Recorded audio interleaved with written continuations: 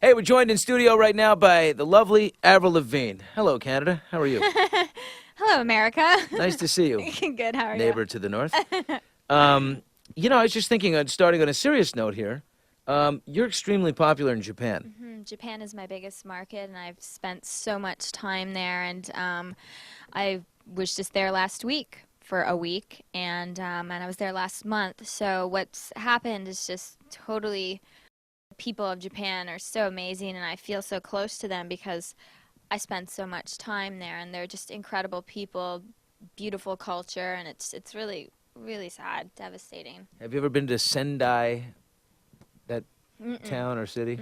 I've traveled around to a whole bunch of different cities, and I was just in Tokyo last week, which is pretty close. What is it about the Japanese people? You know, when you see them in a concert, I mean, when I look at what's going on now, I see this sort of quiet resilience, this orderliness and politeness, and it's really kind of Yes. moving. What is it, your sense of the Japanese people? I've always found that they're very respectful. They're very, very smart, very polite.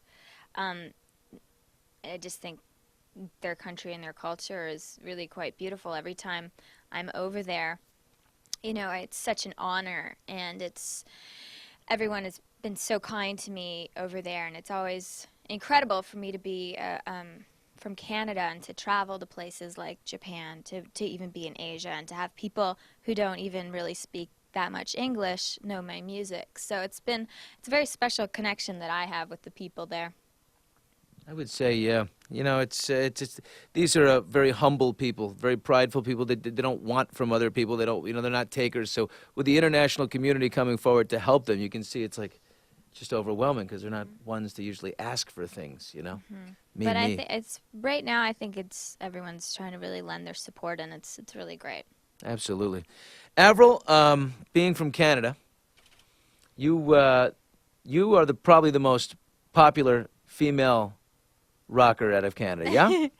I guess one of them, yeah. I think the main, or maybe the biggest or the most popular kind of girls that would be Celine Dion and Alanis Morissette. She's a rocker. Right. Shania Twain, Okay. whom I sang on stage with when I was 14, How before I had a record contract, which is did that kind of a happen? really cool story for me. A local radio station, country radio station, was doing a contest to sing with Shania Twain on stage, and my dad heard about it, and so I had to submit a tape of myself singing one of her very old country songs, and I won, and I was 14. I went up on stage with her and played gosh. in front of 20,000 people at this very big arena in Ottawa, and then 3 years later, I had my own show in the exact same venue, and I go there every tour, and it's really incredible. A dream come true for me. What did you sing with Shania? She had this song called What Made You Say That,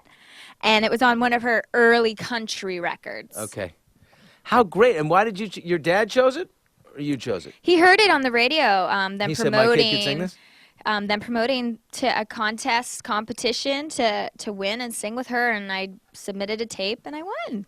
Oh, my gosh. That's unbelievable.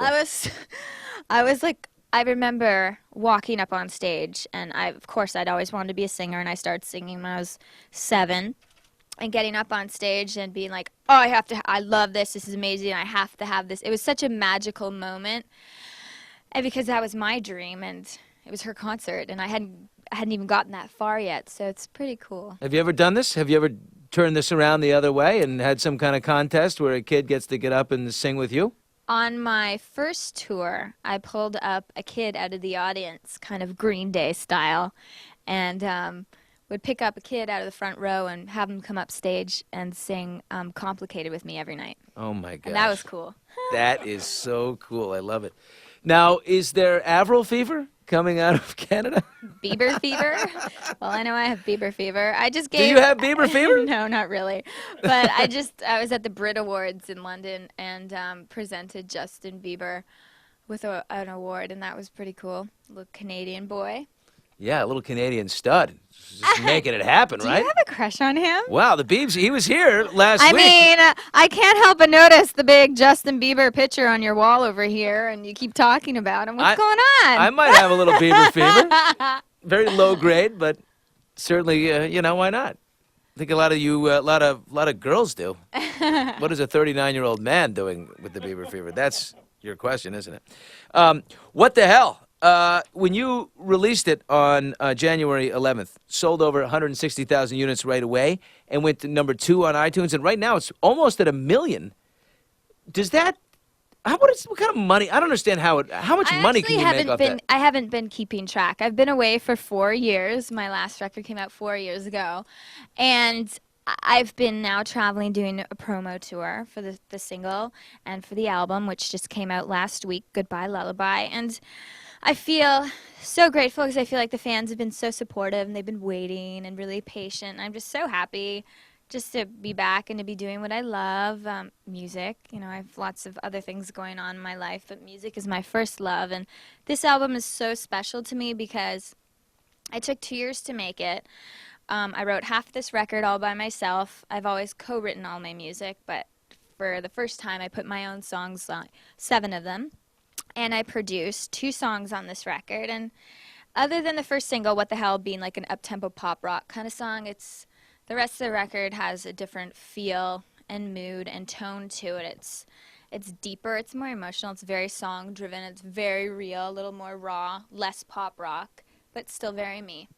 I like the message of What the Hell, though. Mm-hmm. All my life I've been good. I mean, that's a side of me. Spontaneous, I like to have fun, I like to be crazy every once in a while. I got a neck tattoo 2 days ago. You did? Let's see yeah. it. One of those what the hell moments. I was out with my girlfriends. That's what happens when I'm gone for so long. A bobby pin. Yeah, it's a safety pin. A safety pin. Yeah. What did you get that for? I don't know. My friend wanted to go and get a tattoo, and I'm like, no. And then she wanted to go, so I went with her. And then couldn't help yourself? I mean, I'm in there, so it's like, of course I'm going to get a tattoo. And I'm just like, if I was one of those people who worked in there and if I was in it, I would be sleeves. So it's very dangerous for me to go near a tattoo parlor, in a tattoo parlor, or know a tattoo artist because they're fun. They are fun. They last forever, though. I always try to keep them. No, I always try to keep them really small and dainty and somewhat hidden. Nothing too crazy. My craziest one is on my forearm, and it says Abby Dawn, which is my nickname from my dad, and it's also the name of my clothing line. So, how cute. Why did your dad name you Abby Dawn? There was a street name, an area where he worked. He worked for Bell Canada, a phone company, and I don't know. When he would give me little Valentine's Day cards and stuff or little notes, he'd be like, "To my Abby Dawn," and my friends in high school called me Abby, and I always really liked the name. I didn't know if maybe one day if I had a daughter, if I'd call her Abby, but I had a clothing line first, so I named it Abby Dawn. Outstanding. Avril, that's cute. You tight with your folks? Tight with your dad? Talk to him a lot while you're out there on the road? Yeah, my whole family lives in Canada. I'm the only one out here in the States and in Los Angeles. So, yeah, last week I was in New York City for my album release party and doing a whole bunch of press out there. My dad came out and stayed with me, and we took him around and got some good family time in. I always like to do that every once in a while because it's sometimes hard to see my family because they're in Canada. Yeah, you're daddy's girl, I can tell. Yeah. Aren't you? Yeah. Outstanding. I have 3 daughters and no boys, so I'm wow. hoping this is good. Because the daughters, I think, no matter what. Maybe your daughters have the crush on Justin Bieber. My oldest one is definitely burning up on the Bieber fever. There's no question about that. So, but have you always been a person that has done good? Have you always been a good girl? A good girl? Yeah.